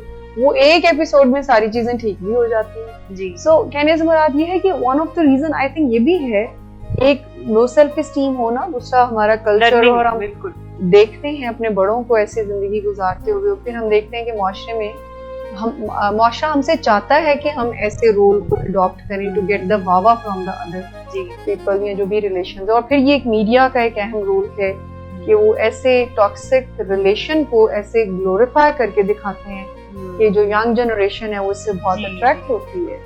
अच्छा, इसमें मूड का भी आंसर बड़ा कॉमन है कि बाज़ मूड रिलेटेड इलनेसेस से अगर कोई गुजरता है, डिप्रेशन है किसी को, एंजाइटी अगर किसी को है, अंडरलाइंग डिप्रेशन और एंजाइटी चल रही है, बाइपोलैरिटी के इश्यूज हैं, तो वो लोग भी वल्नरेबल होते हैं को डिपेंडेंस, क्योंकि किसी को कोई किसी शख्स पे बहुत ज़्यादा खुद को डिपेंडेंट कर देना, और क्योंकि वो सामने वाले से अपने मूड को ठीक करने की कोशिश कर रहे होते हैं कि मैं उसकी खुशी में अपने मूड को ठीक करूं। यानी बहुत से लोग जो अंडरलाइंग डिप्रेशन में होते हैं, और हमने देखा है प्रैक्टिस में भी कि जो लोग भी को डिपेंडेंस का शिकार होते हैं, जो फैमिली मेंबर्स, तो अंडरलाइंग उनके साइकेट्रिक इश्यूज भी समटाइम्स अनआइडेंटिफाइड पाए जाते हैं कि कुछ एंजाइटी के इश्यूज हैं जी बिल्कुल, या मूड डिस्टर्बेंसेस पाई जाती हैं, और वो पहले भी होती हैं लेकिन को डिपेंडेंट रिलेशनशिप में आने के बाद वो और ज्यादा बढ़ जाते हैं वो मसले, और उसमें फिर वो और ज्यादा सफर करते हैं। हाँ, और इसका एक हद तक इससे भी ताल्लुक होता है कि अगर आपको कोई ट्रॉमा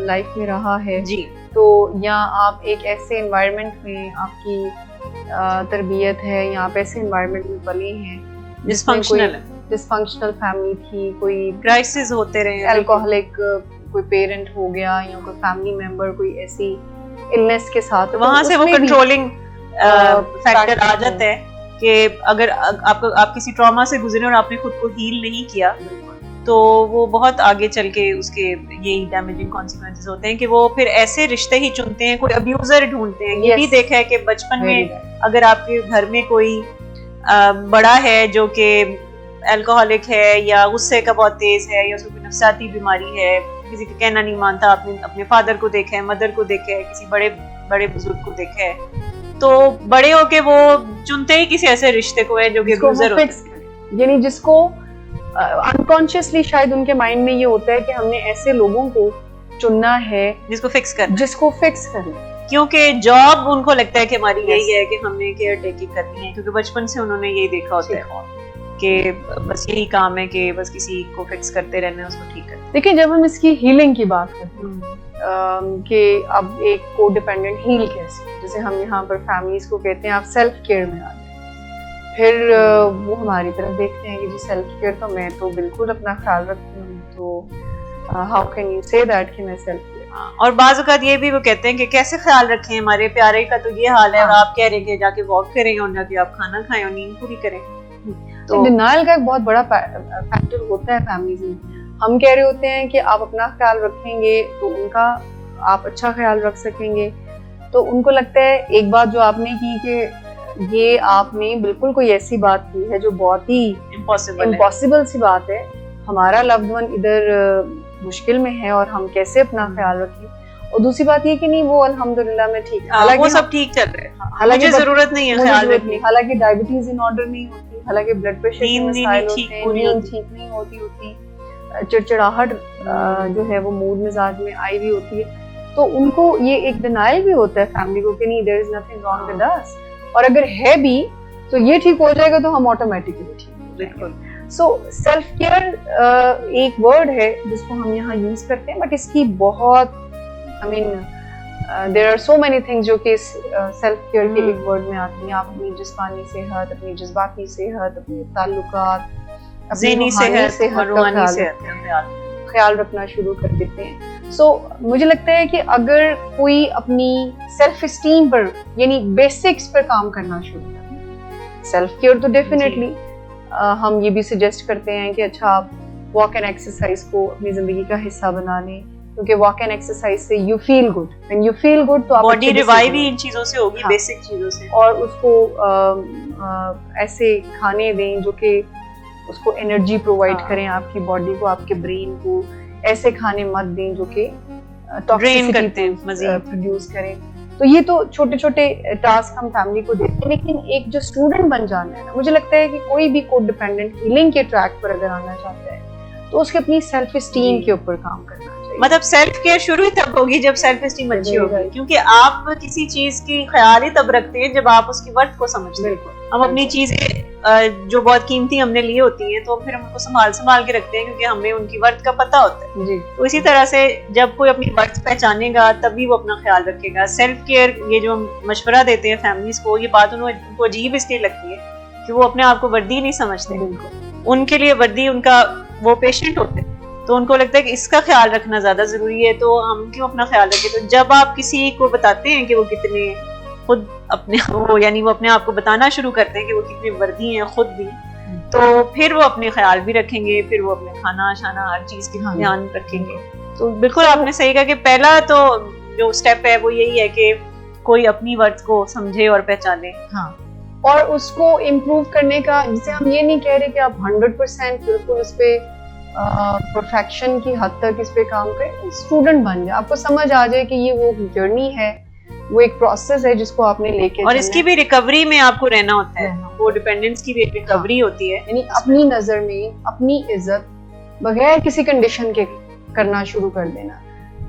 जैसे भी आप अपने आप को एक्सेप्ट करके इम्प्रूव करने की तरफ जाते हैं। तो मुझे लगता है क्योंकि कोड डिपेंडेंट्स के इमोशंस बहुत अप एंड डाउन होते रहते हैं, वो इमोशनली बहुत अनस्टेबल होते हैं, तो उसको हील करने के लिए मुझे लगता है इमोशन को मैनेज करना, इमोशनल इंटेलिजेंस को अपनी जिंदगी में लेकर आना, अवेयर होना अपनी जज्बाती सेहत से, हाँ, दूसरों की अपने जज्बात को सबसे पहले तो पहचानना। जी जी, क्योंकि बाज़-औक़ात बिल्कुल इमोशनली नंब होते हैं। हाँ जी, उनको अपनी इमोशनल नीड्स समटाइम्स महसूस ही नहीं हो रही होती हैं कि क्या है और उनकी इमोशनल स्टेट्स क्या है, एक्सप्रेस नहीं कर पाते कि वो क्या महसूस करते हैं। तो जज्बाती ज़हानत सीखना, ये एक सीखने का अमल है कि किस तरह से आप अपने इमोशंस को, मूड को मैनेज करना जाने, सीखें। और ये भी सीखने का इमोशनल इंटेलिजेंस का बहुत बड़ा एक हिस्सा खुद को जज्बाती तौर पर अपने जज्बात को समझना, फिर उसके हिसाब से उसको मैनेज करना सीखना, और फिर उसका एक बड़ा हिस्सा ये भी है कि आप दूसरों की फीलिंग्स को समझकर उसको मैनेज करते हैं। सो साथ बैठ के रोने वाले बनने के बजाय आप उसको हेल्प करते हैं, उसके शू में पाँव रख कर देखते हैं। फिक्स करने की बजाय आप उसको, जैसे आपने केयर गिविंग का कॉन्सेप्ट दिया, आप ढूंढते हैं कि मेरा कौन सा स्टेप जो है उसको बेहतर कर सकता है। सो इमोशनल इंटेलिजेंस के भी स्टूडेंट बनने से मेरे ख्याल में कोड डिपेंडेंस हील जी होना शुरू हो जाती है। और फिर वेरी वेरी इंपॉर्टेंट मुझे लगता है बातचीत अगर हमें करनी आ जाए, जैसे बाउंड्रीज इसलिए कोई सेट नहीं कर सकता बिकॉज वो असर्टिव नहीं होता, बिल्कुल उसे बताना नहीं आता कि ये बस इससे ज्यादा आप लाइन क्रॉस ना करें, और वो ना नहीं कह पा रहा होता। बिल्कुल ये बहुत बड़ा फैक्टर है कि नो नहीं कहा जाता। सो मुझे लगता है कि इन 3 बेसिक स्किल्स को अगर सीख लिया जाए, जो कि अच्छी बात ये है कि ये सीखी जा सकती है। सेल्फ एस्टीम को आप अपनी बेहतर कर सकते हैं, हेल्दी कर सकते हैं, आप एक इमोशनली इंटेलिजेंट पर्सन बन सकते हैं एंड असर्टिव बन सकते हैं। असर्टिवनेस मींस इज्जत और एहतराम से सही बात, हक सच की जो बात है वो आप करें।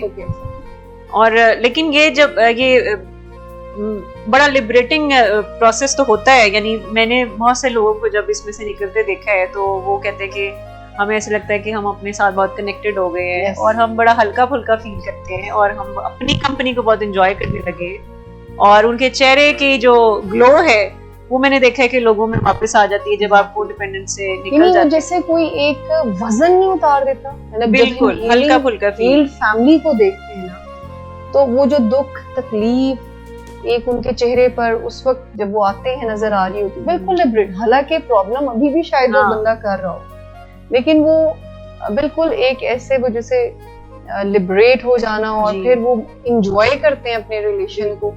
सो बाज़ औक़ात फैमिलीज या जिन लोगों को नहीं पता होता कि कोडिपेंडेंस कि मैनेजमेंट में जब कोई आएगा तो ताल्लुकात कितने मजे के हो जाएंगे, कितना जी। कनेक्टेड फील आप करेंगे। और जब आप खुश होना शुरू हो जाएंगे तो उसका असर दूसरों अगले पे बंदे पे भी। बिल्कुल आना शुरू हो जाता है। तो ये दोनों का ही फायदा इसमें हाँ। होता है। लेकिन ये इससे पहले, यानी जब आप किसी को हील करना सिखा रहे होते हैं अपने आप को, तो शुरू में जैसे नशे के मरीज नशा छोड़ते हैं तो उनको विड्रॉल सिम्टम्स होते हैं। वेरी राइट, वेरी इंपॉर्टेंट तो- पॉइंट रादर। तो जो को डिपेंडेंट फैमिली मेंबर्स होते हैं, तो जब उनको हम ये सिखा रहे होते हैं कि अब आपको ये सारे स्टेप्स लेने हैं और सेल्फ केयर में जाएं और आपको अपनी वर्थ को पहचानना होगा और अपने लिए भी कोई गोल सेट करें और उसको अचीव करें, तो ये सारा करते हुए उनको काफी विड्रॉल सिम्टम्स होते हैं। मुझे याद है एक फादर के साथ मैं बात कर रही थी, तो विड्रॉल से मुझे उनकी बात याद आई। तो मुझे मैंने कहा कि आप अपना भी ख्याल रखना शुरू करें, वेरी लर्नर पर्सन। तो उन्होंने बहुत अच्छी एक अंडरस्टैंडिंग उनकी बहुत अच्छी थी। तो उन्होंने कहा कि एक्चुअली में मुझे भी विड्रॉल हो रहे हैं, हाँ यानी मैं अपनी लाइब्रेरी में पढ़ रहा हूँ, मेरी आकर कोई बेइज्जती नहीं कर रहा।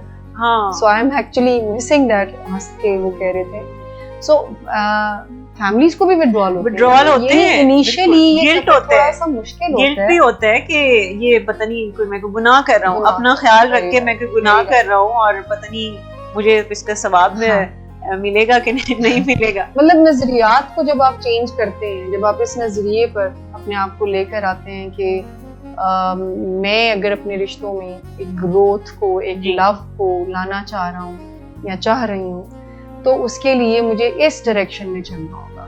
सो इनिशियली यू आर राइट, बड़ी एंजाइटी बहुत मुश्किल होती है और बाज़ औक़ात इस तरह की भी फीलिंग आती है कि मुझे अब किसी की जरूरत ही नहीं रहेगी, मतलब मैं तो हाँ। जॉबलेस हो जाऊंगा। बिल्कुल।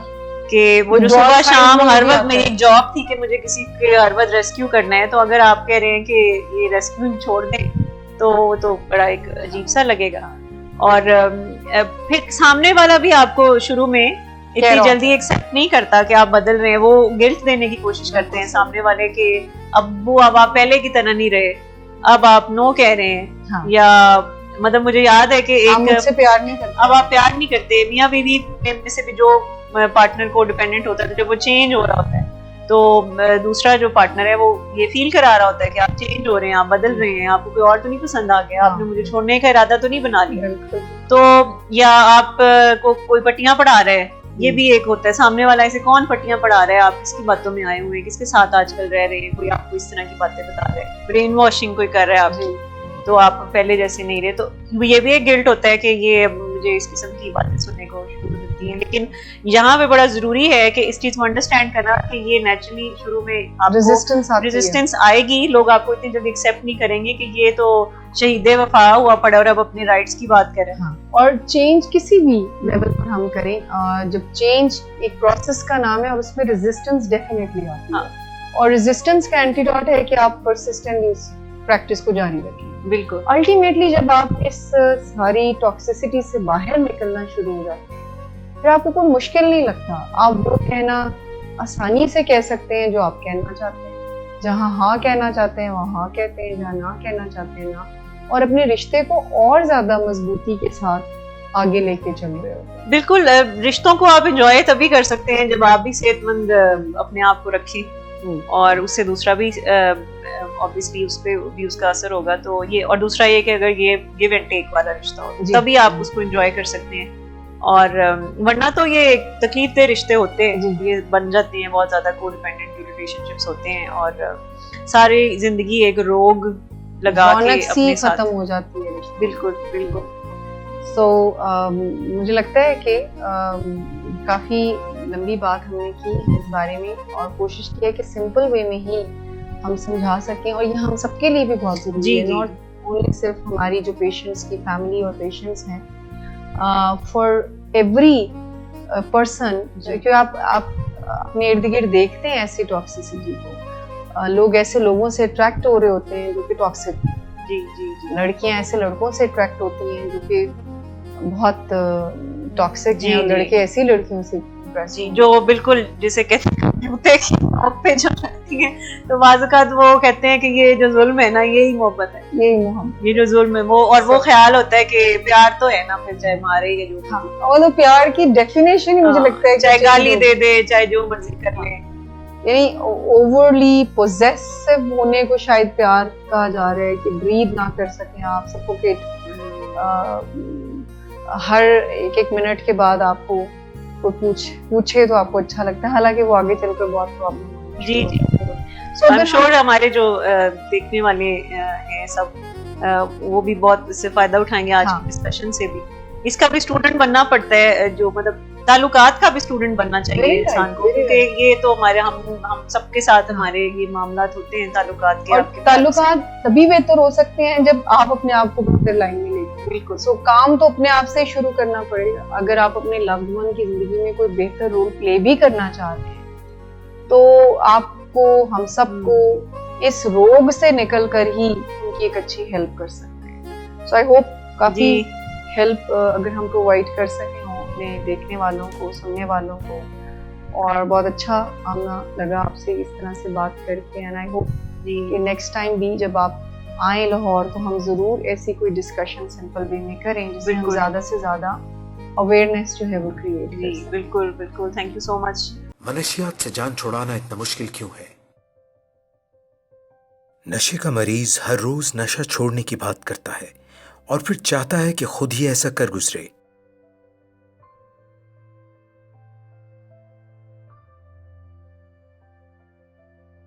वो अपने दोस्तों को बताता है कि उसने हमेशा के लिए नशा छोड़ दिया है, मगर ये तरीका ज्यादातर काम नहीं करता। आखिरकार वो फिसल जाता है और दोबारा नशा शुरू कर देता है। फिर बहुत नदामत होती है। नशा छोड़ना इतना मुश्किल क्यों है? नशा छोड़ना मुश्किल इसलिए है कि ये एक दिमागी बीमारी है। नशा करते रहने को दिल चाहता है, हालांकि नशा हमें बर्बाद कर रहा होता है। नशा छोड़ने के लिए मदद की जरूरत होती है। हमारा दिमाग कंट्रोल टावर की तरह सिग्नल भेजता है ताकि हम जान लें कि कौन सा काम करना है और कौन सा नहीं। वो हमें दूसरे रास्ते भी बताता है। नशा करने से दिमाग के कीमियाई सिग्नल बदलने लगते हैं। आपकी पसंद और नापसंद बदल जाती है। फिर आप वो करते हैं जो नशा आपसे करवाता है। आप पूरी तरह नशे के काबू में आ जाते हैं। दिमाग में मजे का मरकज तब मुतहर्रिक होता है जब आप खाते हैं, आपको प्यार होता है या फिर किसी मजेदार तजुर्बे से गुजरते हैं। दिमाग का जो हिस्सा आपको मजे का एहसास दिलाता है वो भी नशे का रसिया हो जाता है और बाकी चीजों से मुंह मोड़ लेता है। नशा एक तरह से दिमाग को अगवा कर लेता है और दिमाग के लिए नशा सब चीजों से ज्यादा अहम हो जाता है। जब कोई नशा करता है तो पहले पहल उसे कैफो सरूर मिलता है, मजा आना अच्छा लगता है, मगर वक्त गुजरने के साथ साथ सरूर इतना भरपूर और देरपा नहीं रहता।